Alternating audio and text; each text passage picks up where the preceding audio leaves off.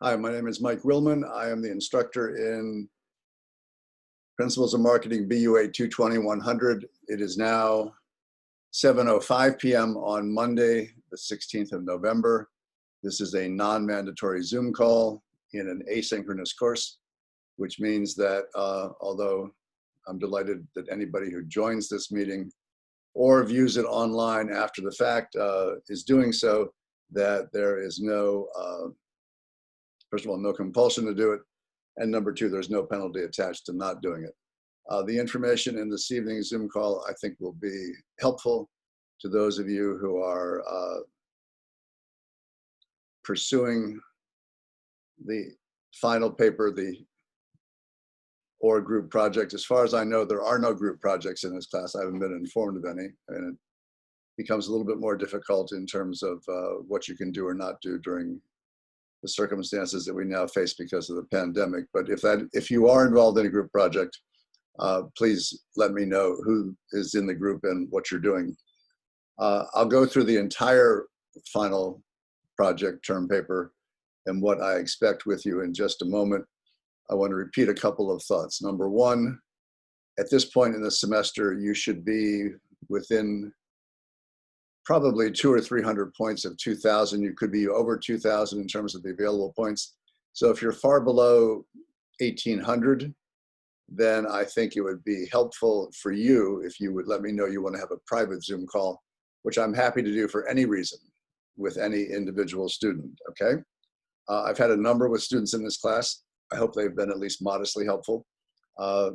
Anything you want to discuss with respect to housekeeping, with respect to grading, with respect to individual papers, quizzes, whatever, I'm happy to discuss. All right, other housekeeping details.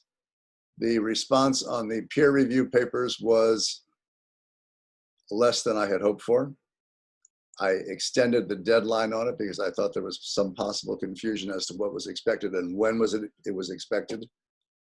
If at this point you haven't done it, if you want to let me know why that would be, I'm happy to try to be flexible, to be accommodating.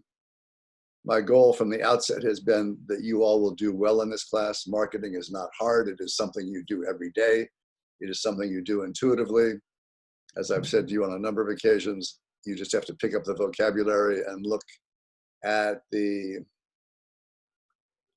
logical steps. Look at it in a linear sort of way, and I think that gets you to where you need to be. Hopefully the materials have been as close to self-explanatory as we can hope for in an online asynchronous class. But if you have questions about any of the materials, let me know, okay? We have a little less than a month left in this class. That is enough time for us to do, you and me to do together, whatever remediation we need to get you to where you need to be. I can't do it for you. I will do everything I can to help you do it, okay? So if you're on this call or if you're looking at this Zoom recording later, take me up on that. It is better that we talk about it and figure out how to deal with it than that we just ignore it and hope we get to the end and, you know, whatever will be, as the cliche goes. Okay. So what I want to cover is the expectations for that final paper. Your choice of topic was due to me by November 1st. Your outline of your situation analysis, what you thought was the circumstances in which your product or service would be marketed, was due to me yesterday. I will say to you as candidly as possible that if you didn't do it by then, but you are in the process of doing it or intend to do it in the near term, that is in the next few days, if you let me know, I will try to apply that same degree of flexibility and acceptance that I just talked about. If you don't tell me that you're find yourself in a circumstance where you haven't gotten it on time, but you hope to, hope doesn't cut it. If you're doing it, I will reward the effort. You can take that to the bank. We don't know one another, but I will reward effort. In the absence of effort and in the absence of achievement, you leave me nothing to reward. So if that sounds harsh, I apologize. Your final paper is, I believe, due on the 10th. Yes. So I'm looking at the printout of what appears in the under the assignments tab in Blackboard. So what are we doing? You are creating a marketing plan. It's a made-up plan for a made-up product or service. So in that sense, it's easy because you can create hypothetical predicates for anything. You can create a hypothetical predicate for research. I want you to show me that you understand the steps that have to be taken. Can you show me that without being able to do it? No, but you can show me that you understand. So prepare a marketplace analysis. That's the second thing it says under the rubric for this project. Call it background, call it a situation report, situation analysis, whatever you want to call it. Basically, here's the idea. Let's suppose that you decided to do something that you saw as an opportunity created by the pandemic. You were going to, what would be a good thing we can make up? You were going to create a portable bubble that people could in effect wear that would prevent them from either being contaminated by pathogens in the air or spreading pathogens. So you could go wherever you wanted to. You could go to class, you could go to friends' homes, you could go to stores, whatever, and you would be in this bubble and you would be protected from others and others would be protected from you. So that's the product we're going to make up. Okay. Marketplace analysis would look at why that is something that might be valuable. Okay, that seems pretty obvious. People are extraordinarily concerned. We're now in the second or third wave of cases that are being reported. So something that would be protective would be a good thing. So this just intuitively sounds like a good plan. I realize that it's not possible, but it doesn't have to be possible because we're making up a plan for a made-up product or service. Okay, so basically when you're doing a situation analysis, we jump down to the fourth point in the assignment, which is a SWOT analysis. SWOT stands for strength, weakness, opportunity, and threat. Strengths and weaknesses are something that are internal to the product or service. That means if you are doing a Me Too product, somebody else has already made a bubble, but it costs $17,000 a bubble, and you're going to do one for $1,700 a bubble, that is a strength of yours, the pricing, your ability to bring that to market at a lower cost than is expected by the public at large would be a strength. That would be internal to you. What would be a threat? A threat would be that although you have this plan, you've created this, you've hypothesized and done the engineering diagrams for the bubble, that you can't actually get it produced. So you have this great idea, but the only place that you can produce it is in China, and China is somehow not sympathetic to the idea of you using Chinese technology or Chinese manufacturing plants, products, people to do this. So you have a great idea and you can price it right, but you can't actually get it made.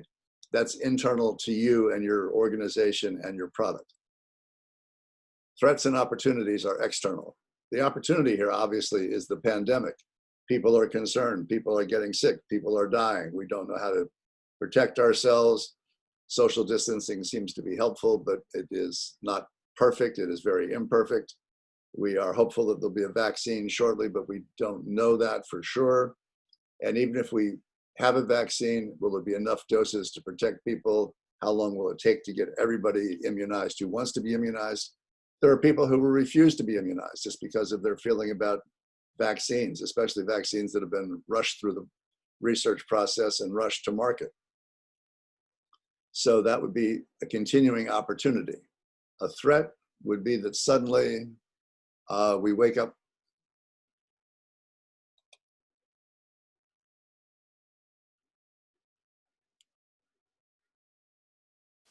Hi, G. Hi, CJ. Well, I'm right in the middle of talking about this, so just bear with me. So the threat would be, for example, we wake up one morning and the pandemic is over. Something magical has happened. The sun came up in a different aspect of the sky and that changed all the pathogens, and now there's no longer something for this bubble to protect you from. So that would be external to what you've done. So we do this marketplace analysis. that would involve making up some research. So you would want to talk to people at large in some kind of quantitative research and say, if there were such a bubble, if it were available to you, would you want to have it? What would you be willing to pay for it? Okay. Research, as the assignment rubric indicates, is both quantitative and qualitative. Quantitative means that we're going to talk to enough people with enough methodological purity in our research that we can extrapolate. So when we do presidential polls, even though the presidential polls in the last election didn't turn out to be that predictive in the sense that we expect presidential polls to be, we have margins of error and degrees of confidence. And those are just little arithmetic weasel words that say it's not perfect. So how can we talk to a couple thousand people across the country and come away saying Trump will beat Biden or Biden will beat Trump in a particular location? As it turns out, we weren't very good at that. In the broad sense, yeah, everybody came close. But in terms of the precision, when we're talking about, several thousands of votes in, swing states and so on, controlling the application of electoral college votes and all of those things, all the things you've been reading about and hearing about and are probably sick of now, all those niceties were hard we didn't do a good job. The pollsters just across the board were not as precise as we would have liked. Okay. Qualitative research is entirely different. That's what most people would think of when you talk about focus groups. So we put a bunch of people in a room, a bunch, meaning 6, 8, 10. And we say, so we have this pandemic. And what if there were this new product, this bubble? And you could have one, and it would allow you to go everywhere and be protected from other people and also protect them from you. So you could basically go about your daily lives in almost every respect. And people, you would hope they would say, well, gee, that would be great. Then you say, no, it costs $17,000 a bubble. And they say, oh, geez, I'd love to get one of those things, but I've been out of work for 6 months and blah, blah, blah. So you're getting individual anecdotal reactions from a group of people that hopefully you've recruited with some sense of trying to get a demographic and psychographic spread. But the idea is that quantitative research is only ever directional. So all the people in the room said, hey, that's a great idea. That doesn't mean that the whole country is going to say it's a great idea. But if you had a 50-50 split, or if most of the people said, I don't see how that would work or whatever, you would have directional information that would indicate this idea is not as good as we hypothesized when we started this Zoom conversation.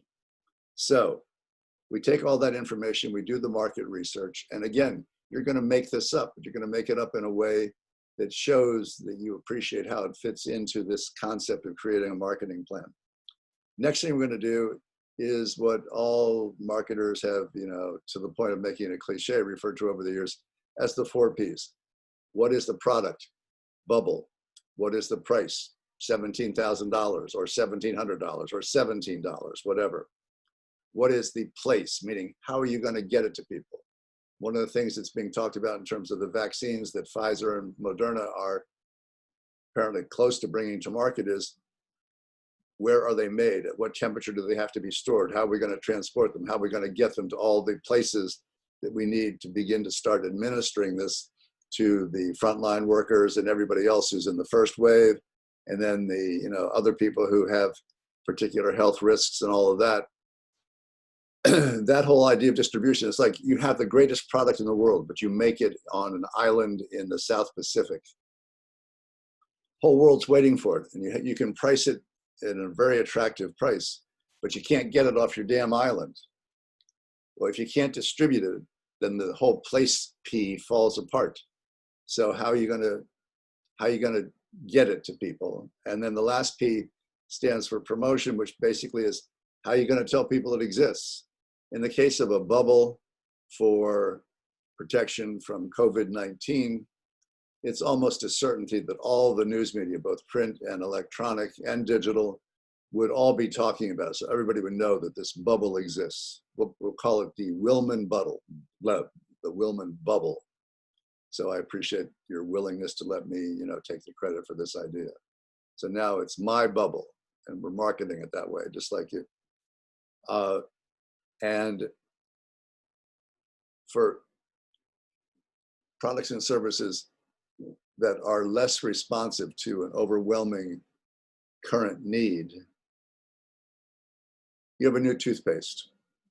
Gee, there's a lot of toothpaste when you walk into the drugstore or the dollar store or the supermarket or wherever you buy your toothpaste. And they all have been advertising for years. What are they saying? Some are saying, oh, we prevent gingivitis or bad breath, or we'll whiten your teeth, so on and so on. They're all making claims. And what would be a claim that they could make that would motivate you to switch from whatever toothpaste you're using now to a new one? Who knows? You can make it up in terms of what you think it might be. But even if you said it was going to cost a lot less, is that the kind of thing that people are shopping for on price? I don't know. But just think about, for something less compelling than a protective bubble in the midst of a pandemic, how you would get people to know about it. How do we do that? Typically, we have several ways of doing it. One is advertising. That means we're creating messages that we are paying to place somewhere. Online, in a newspaper or magazine, on a radio program, on a TV program, whatever. So those paid messages are distinguished from what is called earned media, which is basically, for our hypothetical bubble, the Wall Street Journal finds out about this, and there's a big story on the front page tomorrow saying, you know, Willman bubble will save the world. You didn't pay for that message. You might have paid some PR people to promote the idea, but the Wall Street Journal decided all on its own to talk about your product. And CNN and everybody else in the world would be talking about it. But think about now something that is less compelling, less immediate, less life-saving, and how would you go about earning media, getting people to talk about your product when you're not paying to distribute the message? So here's an ad. The ad says exactly what you want, has my picture, a picture of the bubble, price, whatever you want to put in there. But you got to pay somebody to run that wherever it's going to run. The Wall Street Journal article is infinitely more effective because it's a third-party endorsement, but somebody's writing about your new product, the bubble. You didn't pay to have it written about. You are very fortunate. So there's a difference there. Okay, so there is something called the media mix. What are you going to try to do? Where are you going to spend your money to promote your product? And going back just briefly to the 4 Ps, there is what is known as the universal or umbrella P, which is the unique selling proposition. So if you don't listen to anything else I have to say tonight, listen to this. If your product or service is not 2 things, valuable and different, you fail. You can make a Me Too product. So you have this bubble and it costs $17,000 and nobody can buy it.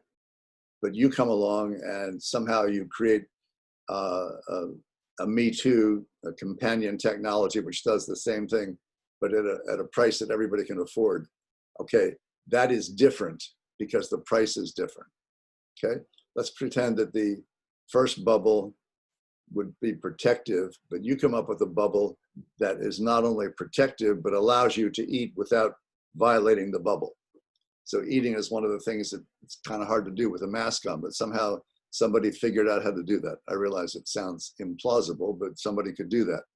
So now your product is more valuable than the initial Willman bubble because it has a feature that the Willman bubble doesn't have. So it's valuable for that reason, because people want to eat. They want to be able to do that, eat and drink. Okay, so the 4 Ps: price, product, place, distribution, and promotion, creating this concept of a universal selling proposition. My product or service is good because it is both valuable and different. You got to be at least one of the 2, all right?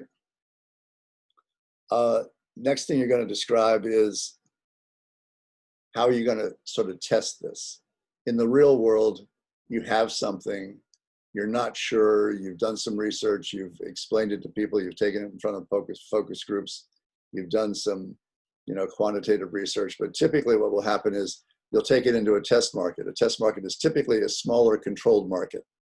where you don't have a lot of media spill in. So it tends to be, in the old days, it was cities like Albany, New York, because the spill in from downstate media like in New York City and out-of-state media like Boston was not so great there. So you can control the cost of doing it. These days, with 1 million cable TV channels, controlling for spill in is difficult. But just how are you going to test it? So you're going to convince Walmart to put it into not all their stores, but into all their stores in some county in Georgia or something. And then when we see that everybody wants one and it's just a huge success, you now have beta tested your new product, this Willman bubble. Okay. You come up with a media mix. How are you going to tell people? The Willman bubble sells itself for the reasons we've discussed, but the new toothpaste does not sell itself. So how are you going to tell people about it, why they should pick it? And keep this in mind, for things that aren't new, it's hard to get people to change. You all have a bank, and you might not be happy with some of the ways that your bank treats you, but it's such a pain in the butt to close your accounts and go open them in a new bank that you have this sort of, what do we call it? This inertia that sets in.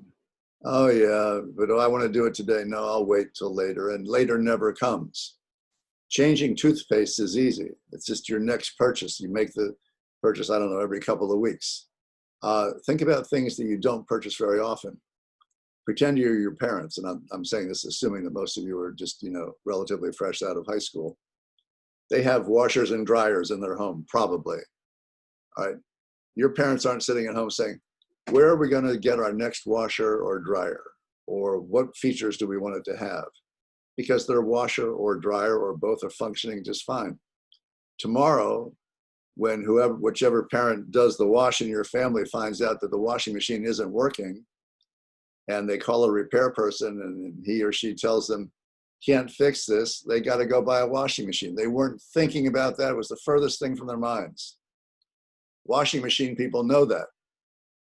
So they are trying to create a level of visibility that you will put in the back of your mind. So when the time comes, you say, oh, I want to get a Whirlpool. I want to get a Maytag. I want to get one of those new Willman washing machines because I hear they are the best, or I've read about them. So just think about how often the product that you are going to conceive or the service you're going to conceive is purchased, and what you have to do to create that level of awareness of it. So when the purchase time comes, it'll be your product that they're going to purchase. The protective bubble is the antithesis of this. People need it now. They're thinking about it. You told them there was some kind of protective bubble, they would be all over it. Maybe even at the $17,000 price point. Okay. Earned media. If you are coming up with a different toothpaste, can you prove that it makes people's teeth whiter? And if you can prove it, you can try to interest various consumer publications in doing stories about how this new whitening, tooth whitening toothpaste really works, or works, 47% better than the one that's on the market. So you're using the information about what the benefits are to your product to try to earn some media coverage. Think about what you read about the whole trend toward electronic or hybrid vehicles and what the problems are. Now we have, batteries that are, blowing up or, catching on fire and stuff like that. So you have a lot of information flow. Do you want to buy one of those? Do you want to be an early adopter? Or do you want to say, I think I'll wait a couple of years, and when I get all that battery stuff straightened out, yeah, maybe I'll buy one then, I'm not sure. Or you could say, I'm not going anywhere anyway these days, I'm stuck at home, so I can put off a big purchase like a new car, so it's not in my decision set at the moment. Next thing you want to do is create a proposed budget. Like the rest of this marketing plan, it's entirely made up, it's fiction. I want you to show me that you know what has to go in there.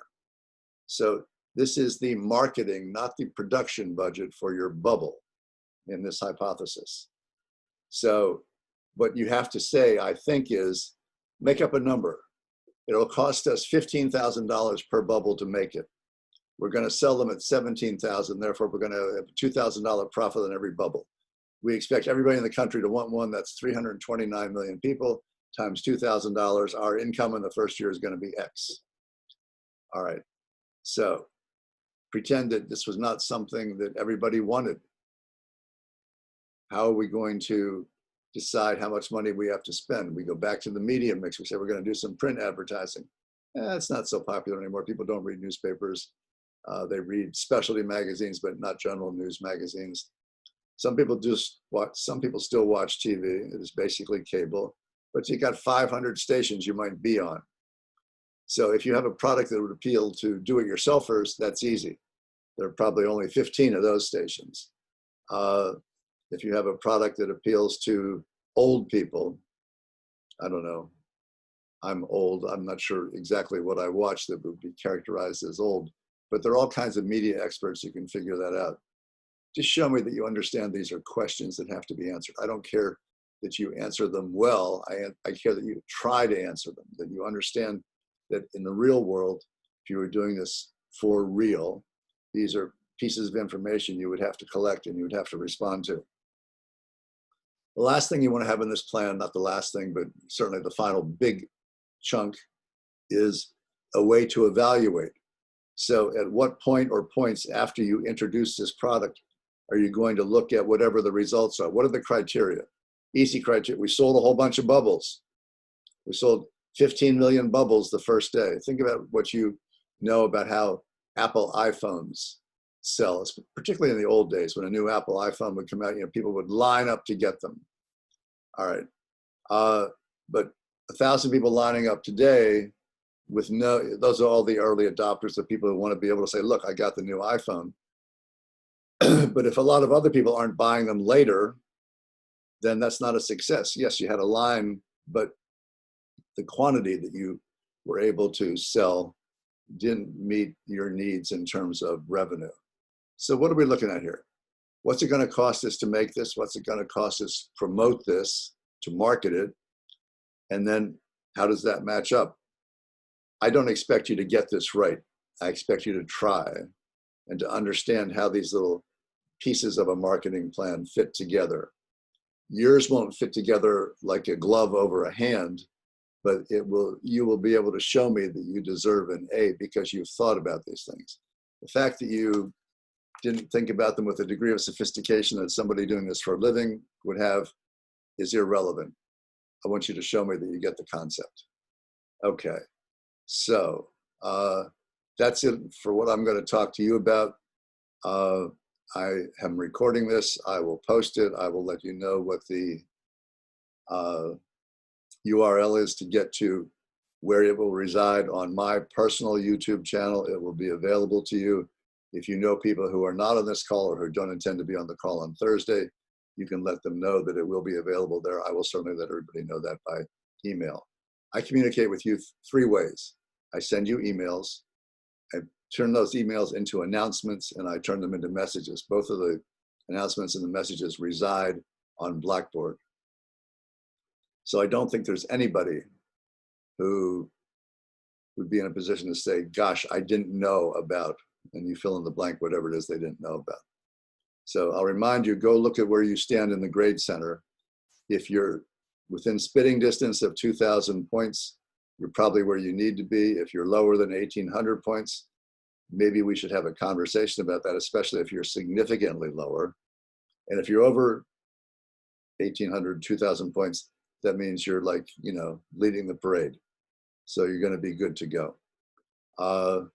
As opposed to taking questions now, well, does anybody have a question now? We'll try, we'll see what happens. If there aren't any, or if you prefer not to, have that be part of a public discussion and you want to let me know, I will set up a private Zoom call for you. Okay? So, any questions?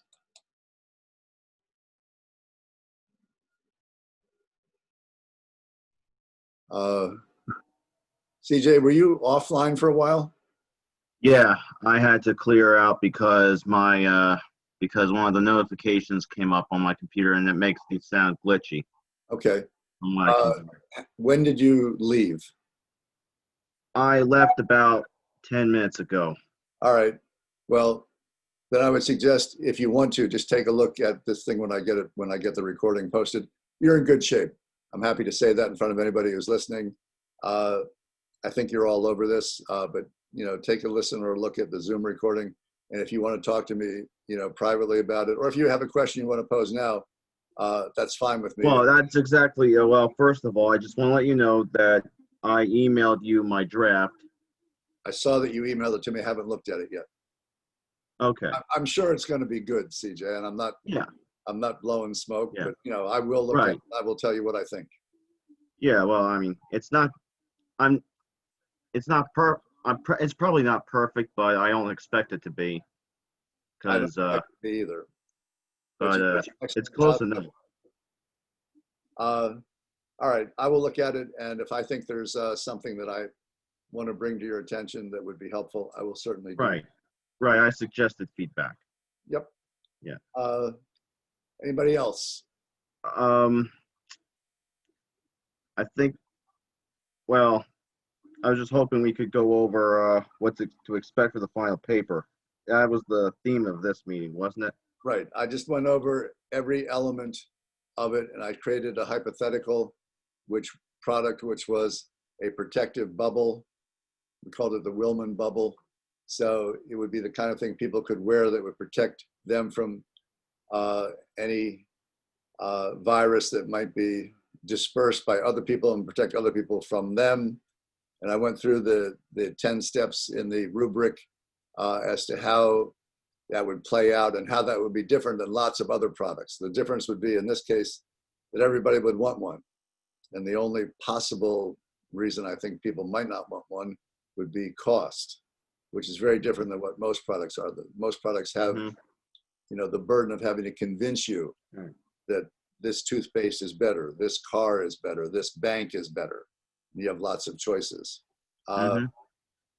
Take a look at the video of the meeting, and if there's something you don't feel that I covered adequately, I'll be happy to go over it just with you. Okay? Okay. All right.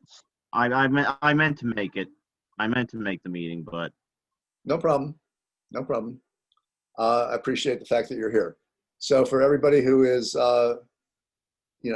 watching, listening, fine. And if for people who are going to look at this later, fine. I will do the exact same thing or something very much like it on Thursday. So if you want to be bored a second time, feel free to join the meeting on Thursday. Other than that, I appreciate the fact that you were part of this. I wish you well, and I will repeat what I said before. My goal is that if you make the effort, you get a good grade. Please make the effort. That's what I'm making. I know you are, and I'm not addressing this to you specifically. I'm addressing it to everybody in the class. There's some people who, to this point, I would say based on their accumulation of points, have, for whatever reason, not made the effort. Achievement is one thing. So you get all great scores on your papers and your quizzes, and that is indisputable evidence. For people who are doing less well, but are doing it and are trying, I'm in your corner. I will try to take your effort into account. But if you don't make the effort, you leave me nothing to respond to. Okay? All right. I think that'll do it. It is now 7:40. I'm going to end the meeting, and I will try to get this posted probably tomorrow. And as I said, there's a companion meeting on Thursday. I forget what time that I say that was going to be. Also at 7. Okay. So you all have a good night, and of course, stay safe. Okay. Right. And you'll state the instruction for the final paper in the email itself, right? All the instructions for the final paper are right in the assignment in Blackboard. All right. What I did was go over each step of that tonight, CJ. So, and tried to illustrate it by creating. Oh, you mean like these steps right here? That's it. All right. All right. Okay. All right. Yeah. And we can use the textbook for a reference, right? Absolutely, absolutely. Okay. All right, guys. How many references do we need? There's no minimum here. This is not like the other stuff. Just, I probably did have a minimum, actually. I don't want to mislead you as to what it says there. Let me just check it. Look, that's not what I care about. But let's see what I put. No, I didn't put a minimum. So what I'm really looking for, CJ, since you asked, is that whatever work product you give me shows me that you have an overview of what's involved. Okay. That's it. All Okay. right. And So basically, just one reference is needed. yeah. Okay. And you're free to make up any facts that you want to if you Right. need them to build your Yeah. hypothesis. Right. I mean, it's not like it's going to be a real business anytime soon, but in the future, it may be. And whatever you want to pretend is okay. Yeah. All right. I'm looking at Yeah. that, how you think about it, not the details of the plan. Right. Okay. Yeah. That's All right, good guys. enough. Have a good night, and I will get this up tomorrow, or I will die trying. All right. Good night. Yeah. Good night.